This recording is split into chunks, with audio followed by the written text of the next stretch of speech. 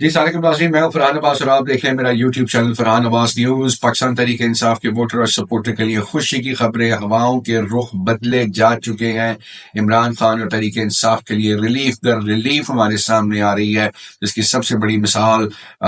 پاکستان تحریک انصاف کے وزیر اعظم کے امیدوار عمر ایوب کی ایک دن میں 23 مقدمات میں ضمانت، پھر علی امین گنڈاپور کی رازداری ضمانت منظور ہو گئی، فیصل جاوید کی رازداری ضمانت منظور ہو گئی، اور ان قریب آپ میاں محمود الرشید، یاسمین راشد صاحبہ، سنم جاوید، عمر چیمہ،